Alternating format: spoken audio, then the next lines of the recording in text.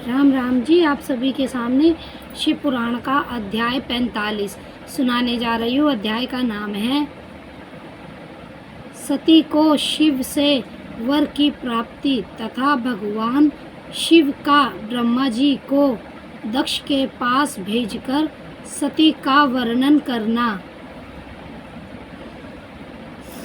ब्रह्मा जी कहते हैं, मुने उधर सती ने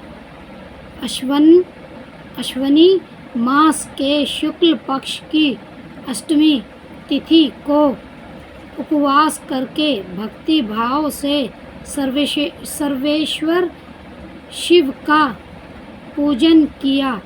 इस प्रकार नंदाव्रत पूर्व होने पर नवमी तिथि को दिन में ध्यान मगन हुई सती को भगवान शिव ने प्रत्यक्ष दर्शन दिए। उनका श्री विग्रह सर्वज्ञ सुंदर एवं गौरवर्ण का था। उनके 5 मुख थे और प्रत्येक मुख में 3 नेत्र थे। भाल देश में चंद्रमा शोभा दे रहा था। उनका चित्त प्रसन्न था और कंठ में नील चिन्ह दृढ़ित गोचर होता था। उनके 4 भुजाएं थी। उन्होंने हाथों में त्रिशूल, ब्रह्मकपाल, वर तथा अभय धारण कर रखे थे। भस्ममय अंग रंग से उनका सारा शरीर उत्सित हो रहा था। गंगा जी उनके मस्तक की शोभा बढ़ा रही थी। उनके सभी अंग बड़े मनोहर थे। वह महान लव्य के धाम जान पड़ते थे। उनके मुख करोड़ों चंद्रमाओं के समान प्रकाशमान एवं हृदयजनक थे। उनकी अंग क्रांति करोड़ों कामदेवों को तिरस्कृत कर रही थी तथा उनकी कृति स्त्रियों के लिए सर्वथा ही प्रिय थी।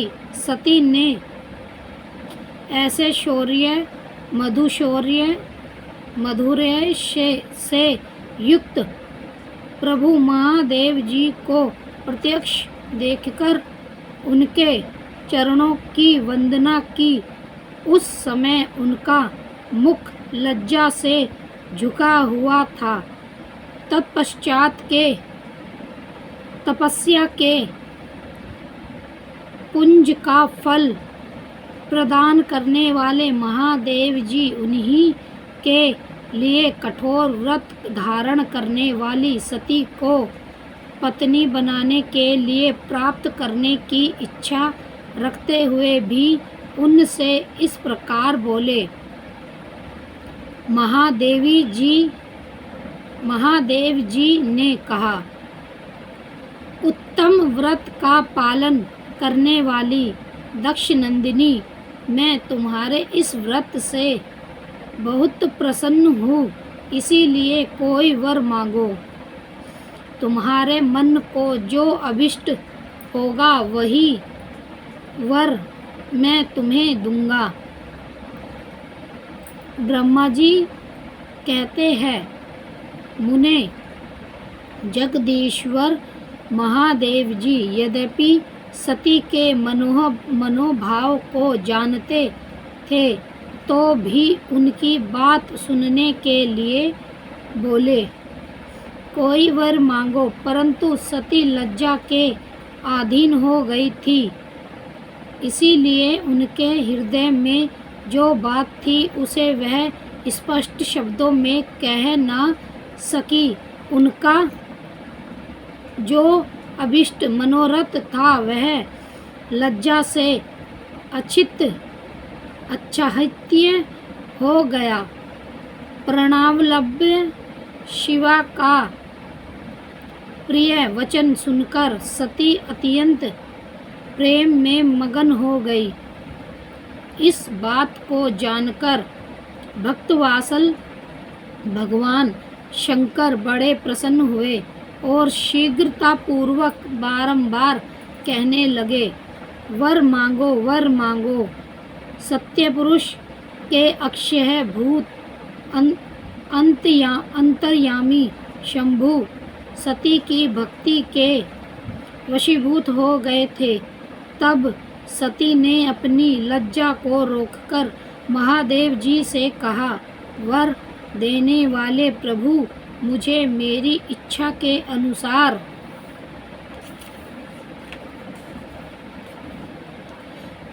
ऐसा वर दीजिए जो टल ना सके। भक्त वात्सल भगवान शंकर ने देखा सती अपनी बात पूरी नहीं कह पा रही है। तब वह सर्वय ही उनसे बोले, देवी तुम मेरी भार्य हो, जाओ अपने अभिष्ट फल को प्रकट करने वाले उनके इस वचन को सुनकर आनंदमगन हुई सती चुपचाप खड़ी रह गई, क्योंकि वह मनोवांछित वर पा चुकी थी। फिर दक्ष कन्या प्रसन्न हो दोनों हाथ जोड़ नमस्कार मस्तक झुकाकर भक्तवात्सल शिव से बारंबार कहने लगी। सती बोली, देव अतिदेव महादेव प्रभु जगतपते, आप मेरे पिता को कहकर वैवाहिक विधि से मेरा परिग्रहण करें। ब्रह्मा जी कहते हैं, नारद सती की यह बात सुनकर भक्तवात्सल महेश्वर ने प्रेम से उनकी ओर देखकर कहा, प्रिय ऐसा ही होगा। तब दक्ष कन्या सती भी भगवान शिव को प्रणाम करके भक्ति पूर्वक विदा मांग जाने की आज्ञा प्राप्त करके मोह और आनंद से युक्त हो माता के पास लौट गई। इधर भगवान शिव भी हिमालय पर अपने अक्षयम में प्रवेश करके दक्ष कन्या सती के वियोग से कुछ कष्ट का अनुभव करते हुए उन्हीं का चिंतन करने लगे। देवेश्वर फिर मन को एकाग्र करके लौकिक गति का अक्षय ले भगवान शंकर ने मन ही मन मेरा सिमरण किया। त्रिशूलधारी महेश्वर के सिमरण करने पर उनकी सिद्धि से प्रेरित हो मैं तुरंत ही उनके सामने जा खड़ा हुआ। तात हिमालय के शिखर पर जहाँ सती के वियोग का अनुभव करने लगे महादेव जी विद्यमान थे, वहीं मैं सरस्वती के साथ उपस्थित हो गया। देवेश्वर सरस्वती सहित मुझे आया देख सती के प्रेम पक्ष में बंधे हुए शिव उत्सुकता पूर्वक बोले। शंभु ने कहा, ब्राह्मण मैं जब से विवाह के कार्य में सर्वयत बुद्धि कर बैठा हूँ, तब से अब मुझे इस सर्वयथम में ही सर्वयत्य सा प्रतीत होता है। दक्ष कन्या सती ने बड़ी भक्ति से मेरी आराधना की है। उसके नंदाव्रत के प्रभाव से मैंने उसे अभिष्ट वर देने की घोषणा की। महान तब उसने मुझसे यह वर मांगा कि आप मेरे पति हो जाइए। यह सुनकर सर्वथा संतुष्ट हो मैंने भी कह दिया कि तुम मेरी पत्नी हो जाओ।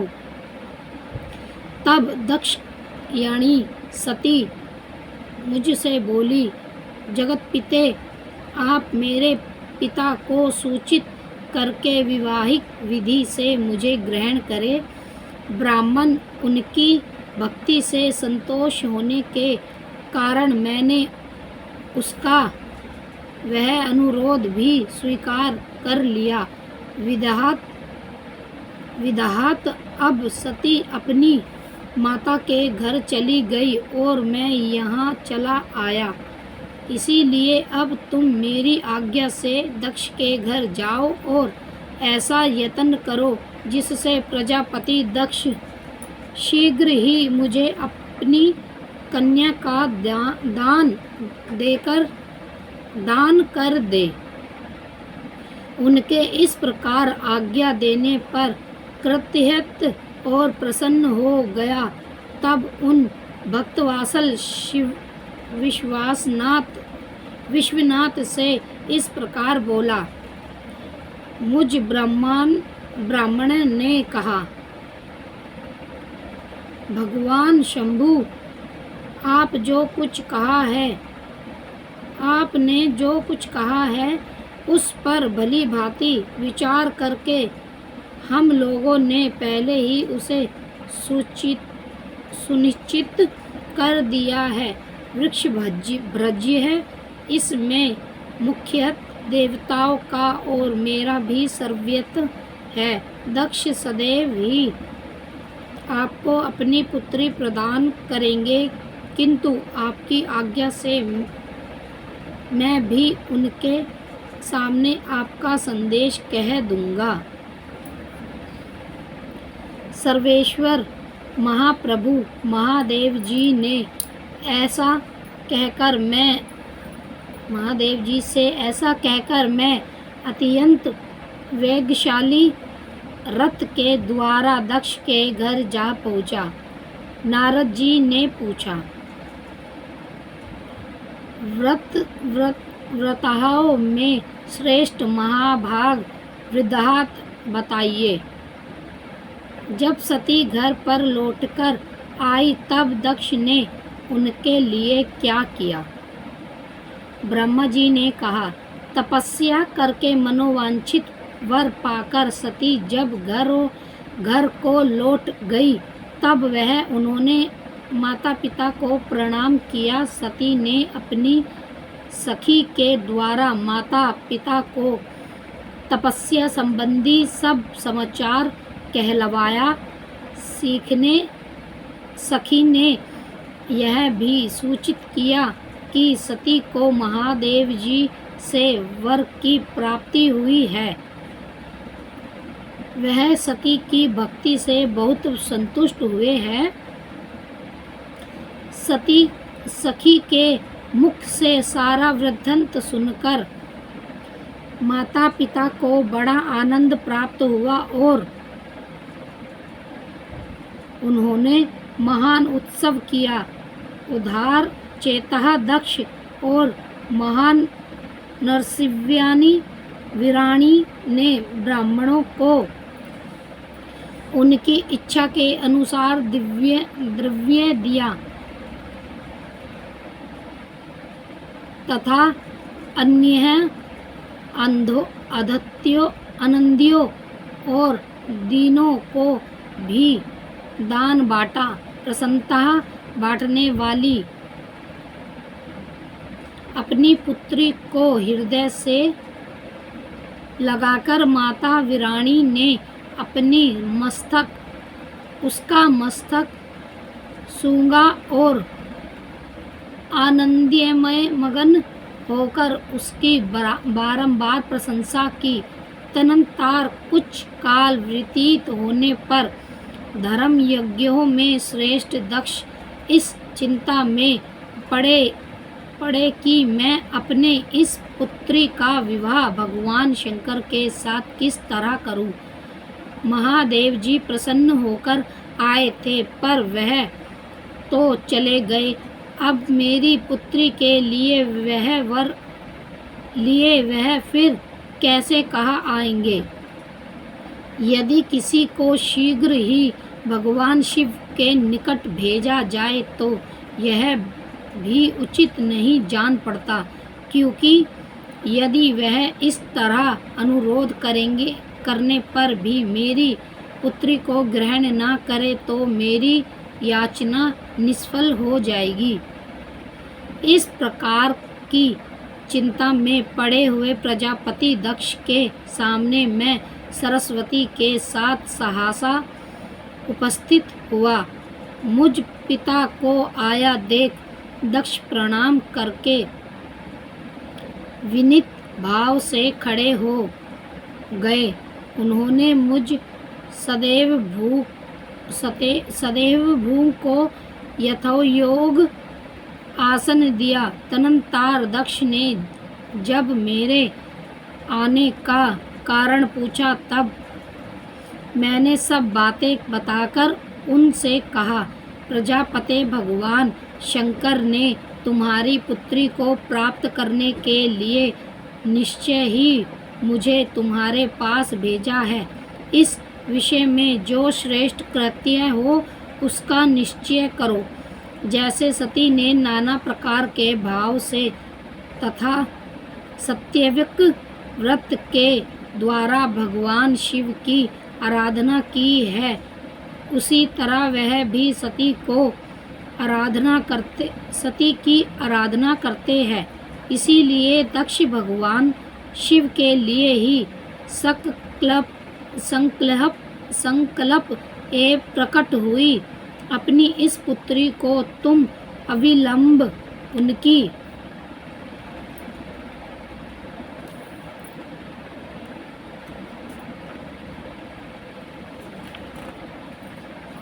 सेवा में सौंप दो, इससे तुम कृतज्ञ हो जाओगे। मैं नारद के साथ जाकर उन्हें तुम्हारे घर ले आऊँगा।